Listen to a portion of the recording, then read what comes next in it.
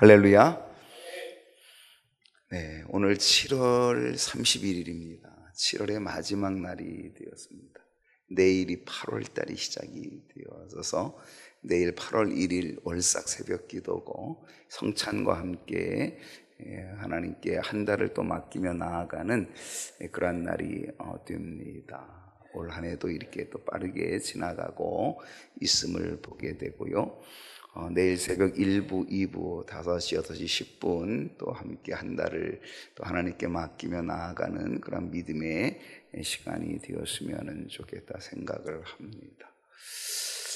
오늘 아침까지도 제 컨디션이 괜찮았는데 지금 저녁 때부터 지금 목이 아프기 시작해서 아내가 목 감기가 왔는데 혹시 같이 왔나 이런 생각이 들어요. 그래서 지금 제가 이렇게 침을 삼킬 때마다 목이 좀 아파서 혹시 제가 그냥 살살해도 오늘 제가 컨디션이 좀 안 좋구나 이렇게 생각하시고 여러분이 알아서 잘 들어 주시면 좋겠다 이렇게 생각을 합니다. 오늘 사사기 연구의 33번째 시간입니다. 33 하면 뭐 떠오르는 게 있나요?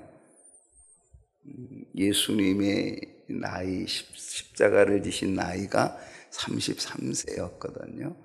33 하면 늘 우리 주님이 생각이 납니다. 아무튼 오늘 33번째, 33번째 시간이고요. 사사기 8장 22절로 28절 말씀을 통하여서 오늘 제목은 잘한 일, 잘못한 일입니다. 누가 잘한 일이고 누가 잘못한 일일까요? 누구 이야기입니까? 기드온입니다. 우리가 지금 기드온 사사 이야기를 지금 하고 있는데 이 기드온 사사가 잘한 일도 있지만 잘못한 일도 있다라고 하는 것, 바로 여기에서 하나님께서 우리에게 주시는 교훈이 뭔지를 우리가 함께 생각하고 또 은혜를 나누는 시간 되기 원합니다. 주보에 4문제가 있거든요. 첫 번째 문제 보시면 이스라엘 사람들의 요청과 기드온의 답변이 뭡니까? 자, 1번의 문제는 2가지입니다. 이스라엘 사람들이 요청한 요청이 뭐냐? 그리고 기드온은 거기에 대해서 어떤 답변을 했느냐?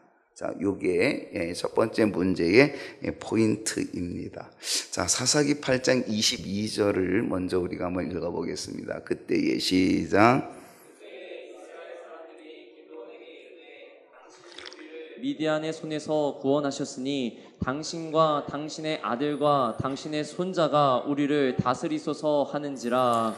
여러분, 이스라엘 사람들이 지금 기드온에게 무엇을 요청하고 있습니까? 뭘 요청하고 있는 거죠? 우리의 뭐가 되어달라? 왕이 되어달라는 것. 여러분, 누군가가 여러분에게 왕이 되어주세요 이러면 어떻겠습니까? 덥석 그래 너희들이 제대로 봤다 이러면서 덥석 왕이 돼야 되지 않겠습니까?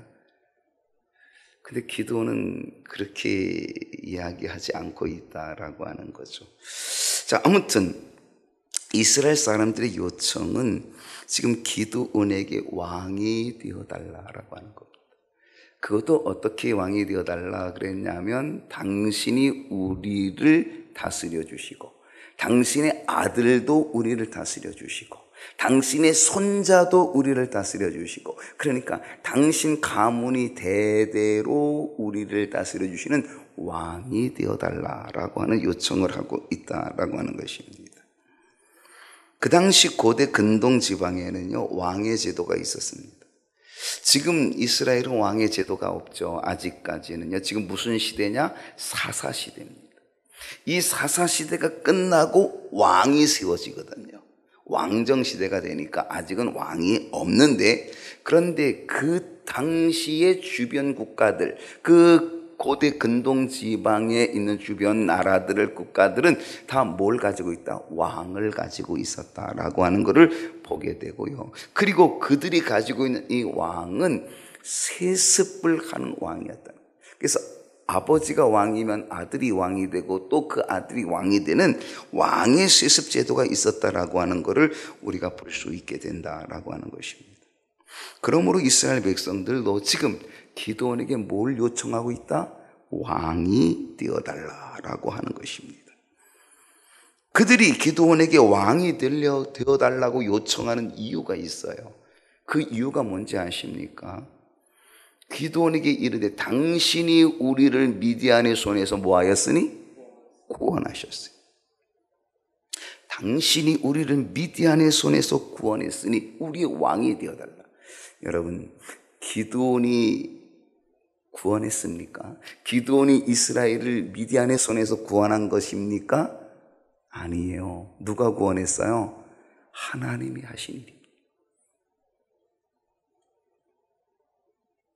이스라엘 백성들은요, 기드온의 능력을 보았습니다. 그토록 강력했던 미디안, 그래서 그 강한 미디안이 7년 동안이나 이스라엘 백성들을 압제하고 통치했죠. 거기다가 그들은 13만 5천이라고 하는 엄청난 대군을 몰고 와서 지금 이 이스라엘을 초토화시키기 위한 그러한 전쟁을 하고 있는 것 아닙니까? 그런데 이 13만 5천 명과의 전쟁에서 기드온은 이 미디안 군대들을 다 전멸시키는 거죠. 그리고 엄청난 승리를 거두게 된 것. 그래서 이스라엘 백성들이 이 승리를 보면서 기드온에 뭘 보았다? 능력을 본 거예요. 와, 기드온 대단한 능력이다. 여러분, 13만 5천의 군대에 비하면요, 사실은 이 기드온의 군사들은요 정말 보잘것없는 거죠. 300명의 군사를 가지고 그것도 무기가 제대로 있어요. 나팔, 횃불, 항아리, 뭐 이걸 가지고 무슨 전쟁을 하겠습니까? 13만 5천 명에 비하면 300명이라는 것은 말도 안 되는 숫자인데, 물론 300명이 시작을 했고 그리고 다른 지파들 사람들을 모아서 함께 나중에는 연합을 하긴 했지만, 그러나 300명으로 출발한 이 전쟁, 그런데 기적 같은 하나님의 능력과 하나님의 방법으로 이기는 역사를 이루어지게 되었다는 사실이죠. 그러니까 그들이 뭐라 그랬어요? 당신이 우리를 미디안의 손에서 구원하셨으니, 지금 기드온을 칭송하고 있고 기드온의 능력을 찬송하고 있다라고 하는 거죠. 그러니까 우리 왕이 되어달라라고 그렇게 고백하고 있는 것입니다. 그 요청하고 있는 거죠. 숫곳 사람들 여러분 기억하십니까? 분우의 사람들 기억하십니까? 이 숫곳 사람들과 분우의 사람들이 기드온이 떡을 달라 그럴 때 기드온의 요청을 거절했죠. 왜 거절했습니까? 기드온이 이 전쟁에서 이기리라고 생각하지 못했던 거죠. 이 전쟁은 누가 이긴다? 이스라엘, 기드온이 이기는 게 아니라 미디안 군대가 이긴다라고 하는 것, 그들은 그렇게 생각을 했고요. 그러니까 숫곳 사람도 분우의 사람도 다 그렇게 생각했다는 것은 그 당시 누가 보더라도 기드온은 승리할 수 없다라고 하는 것, 이게 일반적인 생각이거든. 누가 봐도 그런 거거든. 당연한 거거든. 그러니까 기드온이 떡을 달라고 요청해도 그들이 거절하게 된 것은 기드온에게 떡을 줬다가는 미디안 군사가 이기면 큰일이거든. 그 보복을 당하니까 그게 두려워서 그래서 떡을 안 준 것 아니겠습니까? 그들의 생각은 절대로 기드온이 이 전쟁의 승리자가 되지 못한다는 그런 사실을 갖고 있었다라고 하는 겁니다. 근데 그 모든 일반적인 생각을 깨고, 그걸 깨고 하나님께서 역사하셔서 기드온의 300용사가 승리를 거두게 된 거죠. 그리고 그 승리를 거둔 것을 누가 본 거예요?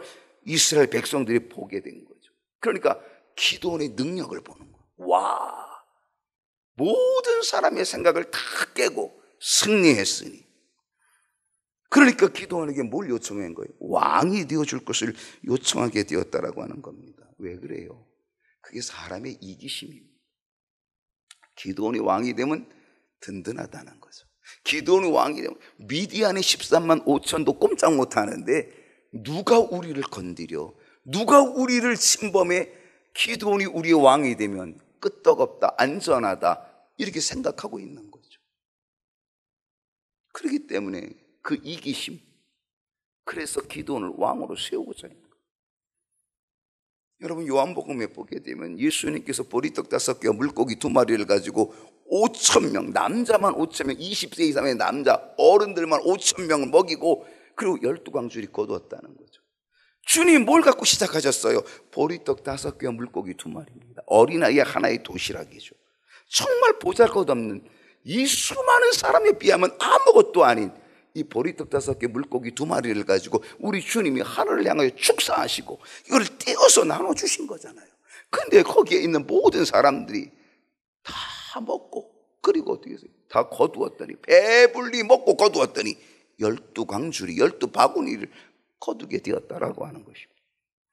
여러분, 백성들이 볼 때, 거기서 떡을 먹은 사람들이 볼 때는, 아니 저것 갖고 뭘 한다고, 저걸 갖고 기도하시나, 저것 갖고 축사하시나 그랬지만, 우리 주님이 그 작은 보리떡 5개 물고기 2마리로 축사하시고 띄워주니까 5,000명이 먹고도 12바구니 남은 거예요.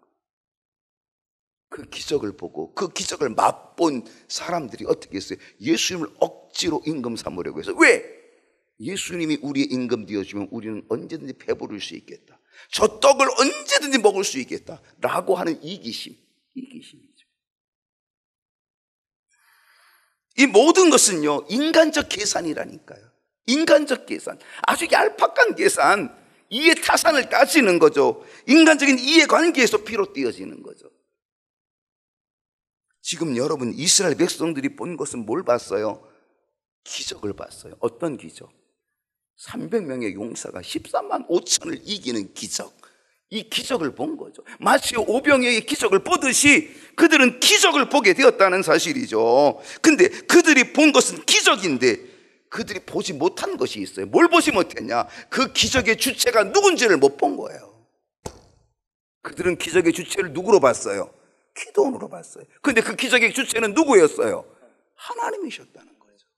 그걸 못 본 거예요. 여러분, 오늘 우리가 여기서 분명히 깨달아야 될 영적인 중요한 교훈 하나가 있어요. 그것은 뭐냐면, 인간의 능력을 보게 되면, 사람의 능력을 보게 되면 그 속에서 역사하시는 하나님은 보이지 않는다는 거예요.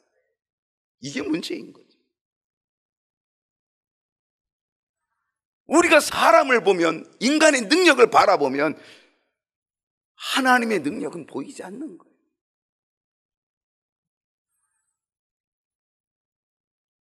인간을 왕으로 세우면 사람들은 인간 왕을 의지하지, 살아서 역사하시는 하나님을 보지 못하는 어리석은 우리들이라는 거죠. 여러분, 이 심리가 오병이의 떡을 먹은 사람들에게만 있는 게 아니고, 기드온의 300용사의 그 기적을 본 그 사람들에게만 있는 것도 아니라, 오늘 이 심리가 오늘 저와 여러분에게도 있다는 사실이죠. 눈에 보이는 것, 그걸 의지하고자, 힘 있는 것, 그걸 의지하고자 마음, 그것이 바로 오늘 우리의 인간의 마음, 이것이 계산적인 아주 얄팍한 그 인간적인 이해관계 속에서 갖는 우리들의 마음 아니냐, 그런 얘기입니다. 우리는 눈에 보이는 것만을 의지하지 말고 살아서 역사하시는 하나님을 바라보는 우리의 눈이 열려야 될 줄로 믿습니다. 그래야 우리의 왕은 언제나 하나님이 되시는 거죠. 그 하나님이 보여야, 힘 있는 사람이 아니라 하나님이 보여야 우리는 언제나 우리의 왕이 하나님이시구나라고 하는 깨닫는 은혜를 얻게 된다라고 하는 거죠. 오늘 여러분이 이 은혜가 저와 여러분에게 있기를 축복합니다. 백성들이 기드온에게 왕이 되어달라고 요청할 때 기드온은 뭐라고 답변했는지 아십니까? 여러분이라면, 아이고 잘했다, 그래 너희들이 나를 알아봤지, 내 능력을 알아봤지, 내 능력 이렇게 커, 그러면서 그랬을 것 같아요. 어깨에 힘주고. 기드온 어떻게 대답했을까요? 23절 보십시다. 기드온이 이렇게 대답했습니다. 다 같이 한번 읽어봅시다. 시작.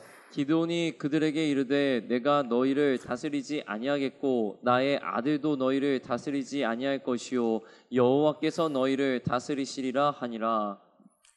이스라엘 백성들이 본 것은 뭘 봤다고요? 기드온의 능력을 본 거죠.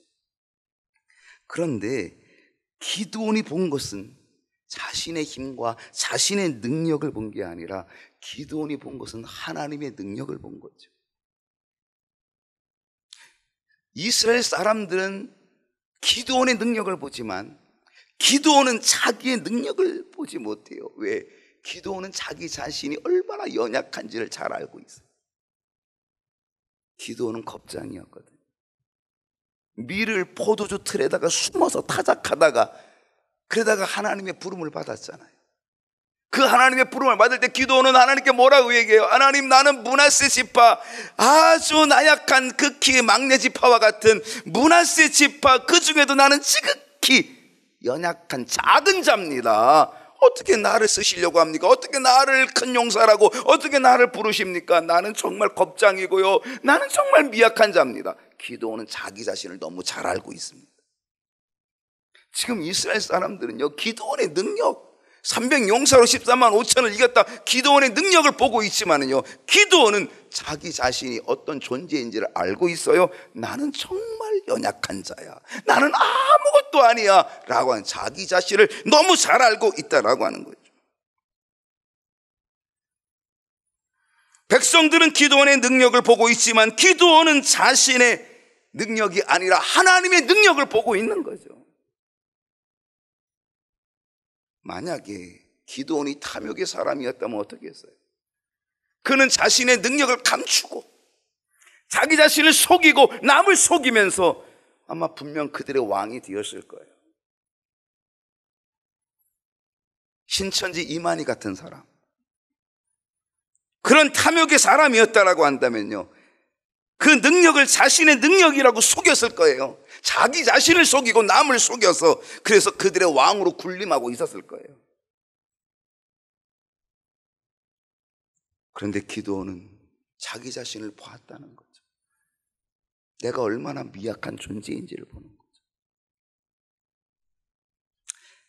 사도행전 12장 23절 말씀 우리 다 같이 한번 읽어볼까요? 시작. 헤롯이 영광을 하나님께로 돌리지 아니함으로 주의 사자가 곧 친히 벌레에게 먹혀 죽으니라.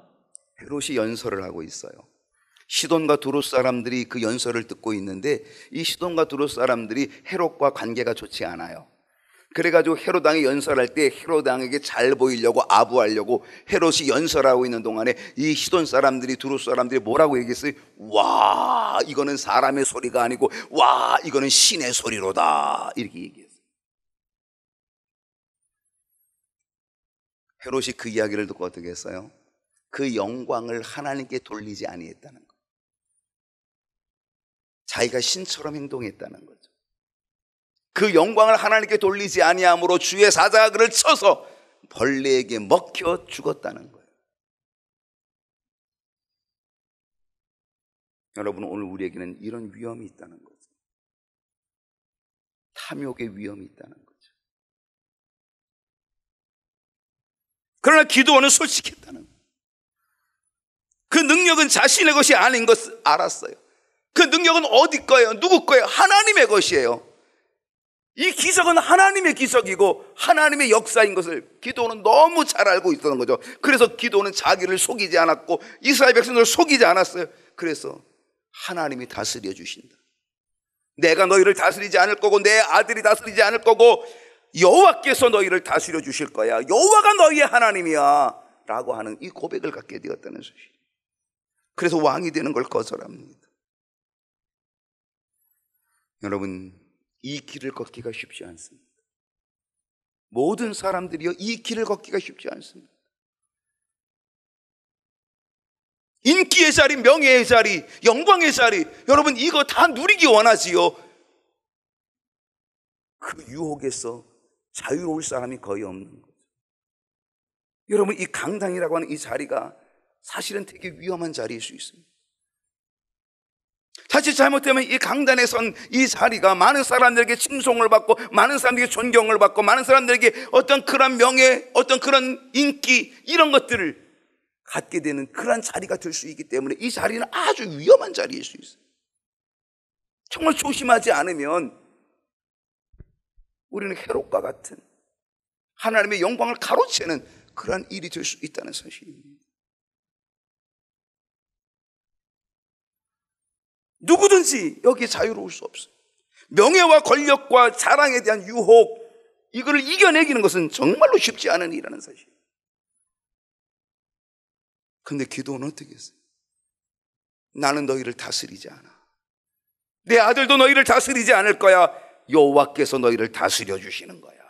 우리의 왕은, 너희의 왕은 내가 아니야. 나에게 역사해 주신 하나님의 능력이고 하나님의 기적이니 하나님이 너희를 다스려 주신 거야. 하나님이 너희의 왕이 되어 주셔야 돼 라고 하는 그 고백이에요. 이것은 기도원이 참으로 잘한 일입니다. 모든 영광 하나님이 받으셔야 합니다. 모든 영광 하나님께 돌려드리는 삶을 우리는 살아야 합니다. 하나님의 영광 가로채고 싶은 유혹이 있더라도 우리는 반드시 하나님의 영광을 나타내는 이 기도원의 모습, 기도원이 잘한 이 모습을 저와 여러분도 배울 수 있기를 축원합니다. 자, 두 번째 문제로 갑니다. 기도원은 이스라엘 사람들에게 무엇을 요청했어요? 첫 번째 문제는 뭐예요? 이스라엘 백성들이 기도원에게 요청한 거예요. 왕이 되어달라고 요청했어요. 당신이 우리를 구원했으니 왕이 되어달라고 요청해요. 근데 기도원은 아니야, 내가 구원한 게 아니야, 하나님이 구원하셔서 하나님이 왕이셔. 거절했습니다. 근데 이번에는 기도원이 이스라엘 사람들에게 뭔가를 또 요청합니다. 뭘 요청했는지 한번 보십시다. 24절인데 다 같이 한번 읽어봅니다. 시작. 기드온이 또 그들에게 이르되 내가 너희에게 요청할 일이 있으니 너희는 각기 탈취한 귀고리를 내게 줄지니라 하였으니 이는 그들이 이스마엘 사람들이므로 금 귀고리가 있었음이라. 여러분, 이 기드온은 이스라엘 백성들에게 뭔가를 요청합니다. 뭘 요청했어요? 귀고리를 내게 달라는 겁니다. 이 귀고리는 어떤 귀고리입니까? 전리품입니다. 전쟁을 하여서 이스마엘 사람들, 전쟁을 해서 미디안 족속들이 다 가지고 있었던 귀걸이, 그들이 가지고 있던 그들의 몸에 지니고 있던 모든 금붙이, 귀걸이, 이 모든 것들을 다 내게 달라, 그렇게 이야기하고 있습니다. 왜냐하면 이들은 이스마엘 사람이었기 때문에 금 귀고리가 있었다라고 이야기합니다. 여러분, 이스마엘 어디서 많이 들어봤습니까? 누굽니까? 이스마엘이 아브라함의 아들이죠. 누구를 통해서 났어요? 하갈을 통해서 났습니다. 그의 아내 사라를 통해서 난 게 아니라 사라가 임신하지 못하니까 사라가 자기 몸종을 자기 남편에게 들여보낸 거예요. 그래서 자기 몸종을 통하여 아들을 얻고자 했어요. 그래가지고 아브라함과 하갈 사이에서 난 아들이 누구예요? 이스마엘입니다. 이 이스마엘 족속들은요, 시내산, 시나이 반도, 이 시내산 북동쪽에 있는 바란 광야, 그쪽을 중심으로 해서 유목 생활을 하고 있었던 사람들입니다. 민족입니다. 이들은 아브라함의 후처, 사라가 죽고 나서 아브라함의 후처, 아브라함의 후처를 얻었는데 누구를 얻었냐면 구두라라고 하는 후처를 얻었습니다. 이 구두라가 낳은 아들 중에 누가 있냐? 미디안이 있습니다. 오늘 여기 미디안 족속이 바로 그 후손들인 거죠. 참 묘합니다. 역사가 묘합니다. 이스마엘은 하갈이 난, 아브라함과 하갈을 통해서 난 아들이 이스마엘이고, 미디안은 아브라함의 후처인 구두라가 난 아들 미디안의 족속들입니다. 후손들입니다. 그런데 그럼 여기서 이 미디안 족속에서 왜 갑자기 이스마엘이라는 이름이 나오느냐면, 바로 이 이스마엘 사람들과 미디안 사람들이 같이 생활했어요. 그러다 보니까 그 당시 그 지역에서 일반적으로 아라비아 유목민들을 부를 때에 일반적인 명칭은 이스마엘 사람들로 통했다는 거죠. 그 이스마엘 사람이라고 하는 것은 굉장히 큰 단위고, 그 중에 누가 있다? 미디안 족속도 있는 거예요.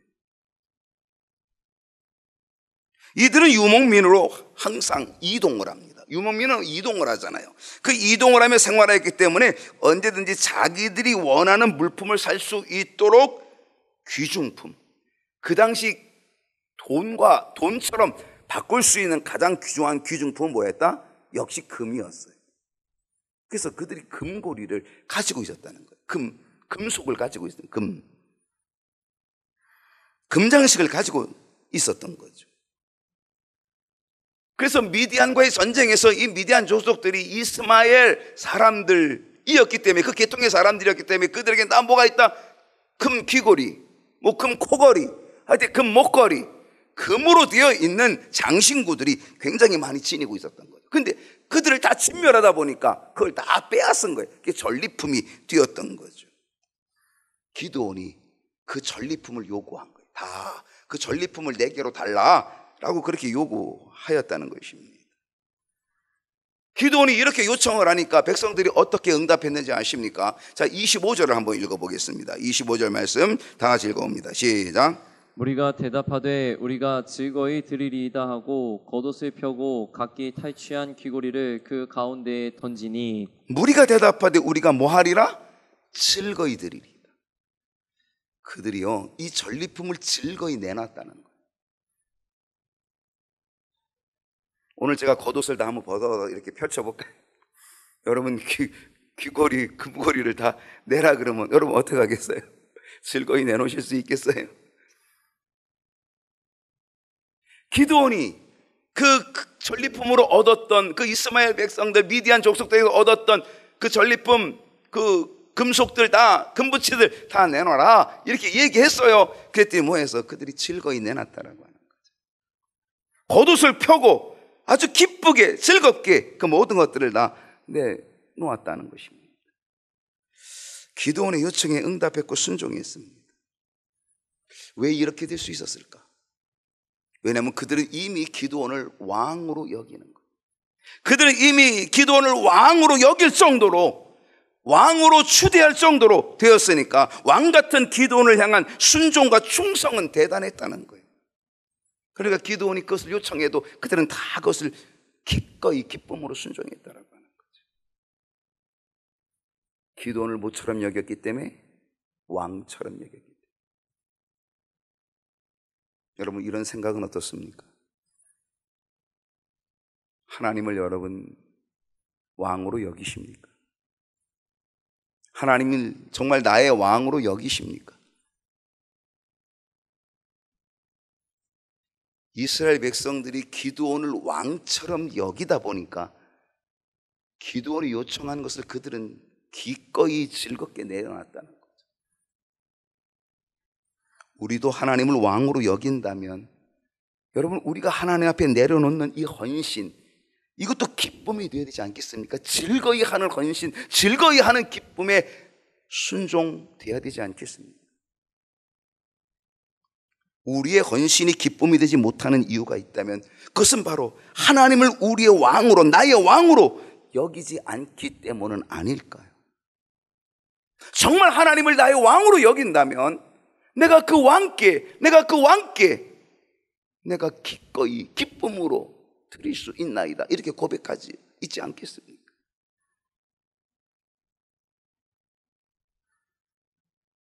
오늘 우리 자신을 돌아보면서 하나님이 진정 나의 왕이 된다면 나는 어떤 모습이 되면 좋을까? 나는 어떤 순종이, 나는 어떤 헌신이 되면 좋을까? 오늘 우리 자신들을 깊이 생각하는 그러한 이 시간이 될 수 있기를 소원합니다. 26절을 한번 보겠습니다. 자, 26절 말씀 한번 다 같이 한번 읽어볼까요? 시작. 기드온이 요청한 금 귀고리의 무게가 금 1700세겔이요 그 외에 또 초승달 장식들과 폐물과 미디안 왕들이 입었던 자색 의복과 또 그 외에 그들의 낙타목에 둘렀던 사슬이 있었더라. 기드온의 요청에 응답하여서 그들은요 순종함으로 그 모든 금 귀고리를 다 내놨어요. 근데 그 무게를 달아봤다는 거예요. 그 무게를 달아보니까 얼마큼 됐다고요? 금 1700세겔. 1700세겔이면 어느 정도 되는지, 한 세겔이 11.4g이에요. 금한 돈이 몇 g이죠? 3.75g이에요. 그러니까 한 세겔은 금 3돈보다 조금 많아요. 한 세겔이 금 3돈보다. 그러니까 금 1700세겔이니까 어떻게 되겠어요? 5100돈이 넘는 거죠. 금 5100돈이면 얼마치 될까요? 그만돈에 요즘 한 40만 원이라고 치면요, 금값 많이 올랐죠. 40만 원을 치면요 20억 원이 좀 넘습니다. 그들이 다 지금 전리품 이 금부치를 다 내놨는데 그 값어치는 얼마나 되는 거예요? 20억 원. 지금도 20억 원은 큰 돈인데요, 그 당시 20억 원은 얼마나 클까요? 무지무지하게 큰 돈, 어마어마하게 큰 돈.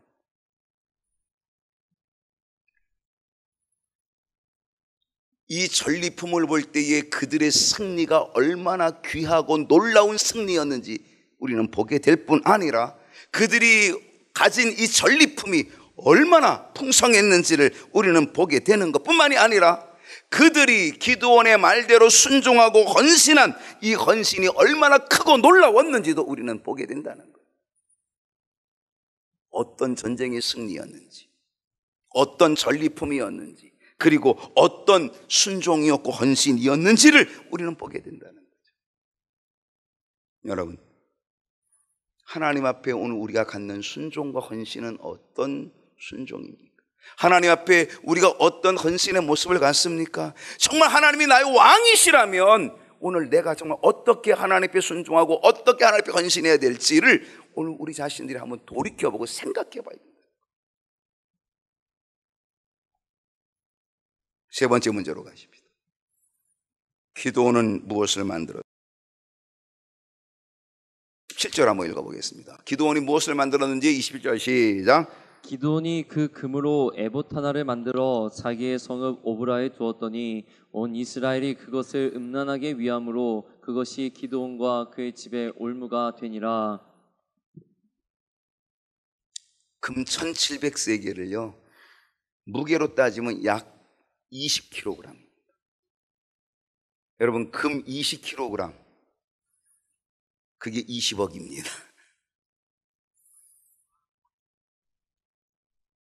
근데 기드온이요, 이 금 20kg 되는 거를 가지고 뭘 만들었다고요?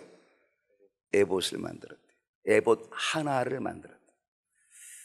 여러분, 에봇이 뭔지 아십니까? 에봇 들어봤나요? 누가 입었어요, 이 에봇을? 대제사장이 입은 옷. 그러니까 대제사장의 의복이 있는데 그 의복 그 위에다가 걸치는 에봇이 있어요. 이 에봇은 앞 가슴 부위를 가리고 뒤로는 등 쪽을 가리워서 위로 써가지고 뒤로 앞으로 이렇게 제껴지는 조끼와 같은 비슷한 그 에봇입니다. 여기에는 우림과 둠림이 있어요. 그래서 하나님의 뜻을 분별하는 그런 우림과 둠림이 있었거든요. 그러니까 이 에봇은 대제사장의 권위, 하나님의 뜻을 분별하고 또한 선포하는 그 자리, 그 에봇이.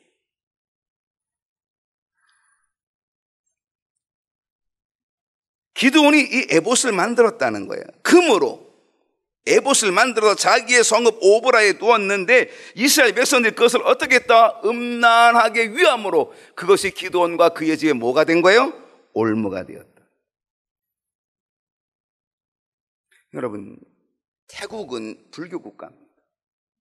태국에 가면요 대체로 다 관광하는 관광지가 뭐냐? 사원입니다. 불교 사원입니다. 뭐 하얀 뭐 백색 사원, 뭐 금색 사원, 뭐 그렇게 해가지고 그게 관광 명소가 되었던 거예요. 그러니까 태국에 가면 다 그런 데를 이제 돌아다니면서 보는 거예요. 근데요, 불상 색깔이 여러분 뭡니까? 금색입니다. 실제로는 금은 아니지만 금색으로, 그것도 얼마나 크게, 무지무지하게 크게도 만들어요. 어마어마하게. 사람들은요 그거를 보면서 뭐예요? 와, 그걸 섬기는 겁니다. 여러분 생각해 보십시오. 금 20kg을 가지고 에봇을 만들었으면 그 값어치가 얼마나 대단합니까? 그 값어치, 그 번쩍번쩍하는 금, 그것이 대제사장이 입고 있는 에봇을 만들었으니 사람들은 그것을 뭐 하게 된다고요? 섬기게 된다는 거예요. 그게 우상입니다. 우상은 그렇게 만들어지는 거예요. 그럴듯하게 만들어지는 거예요. 승리에 쌓인 그 전리품이 대제사장의 에봇으로 만들어 버리니까 그것이 신으로 되고 우상으로 둔갑해 버렸다는 거예요. 결국 기드온과 그의 온 집안에 올무가 되어버리고 말았다는 것입니다. 이것이 기드온이 잘못한 일입니다. 하나님의 승리를 에봇, 우상을 섬기는 에봇, 이것으로 바꾸어버린 거죠. 기드온은 하나님의 영광을 자신이 취하지 않는, 즉 왕의 자리를 거절한 것은 정말 잘했어요. 왜? 하나님이 우리를 다스려 주실 거야. 나는 너희의 왕이 되지 않을 거야. 하나님이 우리의 왕이셔 라고 한 건 정말 잘했지만, 하나님의 영광을 이 에봇, 금으로 만들어진 에봇으로 바꾼 것은 아주 잘못한 일이죠. 저는 개인적으로 이런 생각을 해봅니다. 이 부분을 제가 해석하는 겁니다. 제 자신이 이 말씀을 읽으면서 제가 받은 은혜 속에서 제 자신이 해석한 겁니다. 기드온이 왕이 되는 것은 거절했지만 종교적 대제사장의 기능을 행하려고 한 것은 혹시 아닐까? 제가 생각해 보는 겁니다. 자신이 지켜야 될 영적 지도자의 한계를 뛰어넘어서 하나님의 규례를 어기는 잘못을 한 것은 아닐까?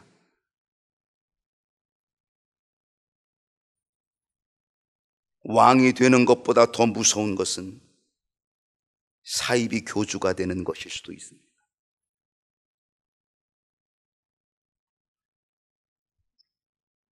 아무튼 기드온은요, 엄청난 잘못을 하여서 백성들로 하여금 우상 숭배에 빠지게 만들었다는 거죠. 이것이 기드온의 약점이고 잘못한 일이라는 것입니다. 저는 신천지에 빠져드는 그런 사람들 참 안타깝습니다. 그러면 제가 하나 궁금해지는 거는, 이 신천지 그 지도자들은 정말 이만희의 말을 진리로 믿고 그 일을 하는 것인지, 아니면 같이 자기도 속이고 남도 속이면서 그 일을 하는 것인지, 나는 그것이 대단히 궁금합니다. 물론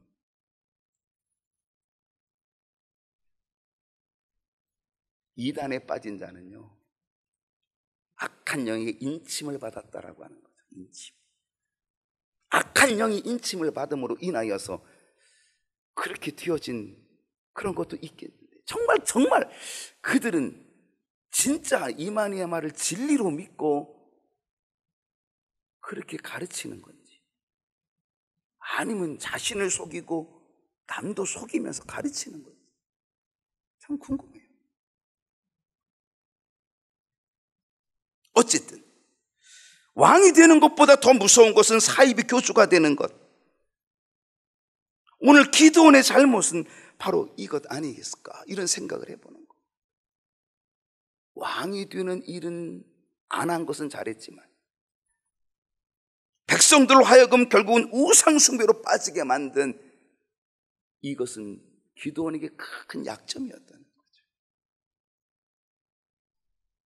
오늘 우리는 한평생을 살아가면서 잘한 일도 있고 잘못한 일도 있게 되어질 것인데, 여러분, 우리가 하나님께 기도하기를, 하나님, 잘못한 일보다는 잘한 일들이 많게 해주십시오. 오늘 우리가 이렇게 하나님 앞에 기도해야 될 기도의 제목 필요하지 않을까 생각합니다. 자, 마지막입니다. 자, 이스라엘 땅은 어떻게 되었을까? 마지막입니다. 28절 한번 읽어봅시다. 시작.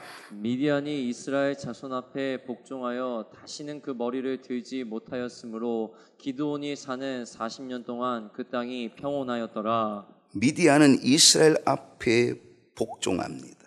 그들은 머리조차 들지 못하는 존재가 되었다는 겁니다. 그러면서 이스라엘 땅은 40년 동안 평온하게 되었다라고 하는 건데, 여기서 주목해야 될 것은 뭐냐? 기드온이 사는 40년 동안, 이렇게 됩니다. 기드온이 사는 40년 동안. 여러분, 이스라엘은 늘 이러했습니다. 사사들이 사는 날 동안은 그래도 괜찮았다는 거예요. 사사들이 있는 동안에는 그대로 괜찮았다는 거예요. 그러나 여러분, 이 말은 뭡니까? 사사들이 사는 날 동안은 괜찮았는데 사사들이 죽고 나서는 또 문제가 터졌다, 이런 얘기입니다. 기드온이 사는 날 동안 그 땅이 평온하였더라. 기드온이 사는 날이 아니라 기드온이 죽은 뒤에는 문제가 생긴다, 이런 얘기 아니겠습니까? 여러분, 내가 사는 날 동안 괜찮은 것뿐만이 아니라 내가 죽은 뒤에도 문제가 없어야 되지 않겠습니까? 내가 죽은 뒤에도 다음 세대가, 우리의 자녀들이, 다음 세대가 과연 믿음의 길을 걸을 수 있을까? 내가 살아있는 동안에는 그래도 믿음 있는 척하지만, 그런데 내가 죽은 다음에 정말 그들이 내가 죽은 다음에도 그 믿음의 길을 온전하게 걸어갈 수 있을까? 내가 사는 날 동안만 평온하고 내가 사는 날 동안만 믿음을 갖고 있는 것은 아닌가? 우리는 이 문제를 위해 기도해야 된다는 사실이,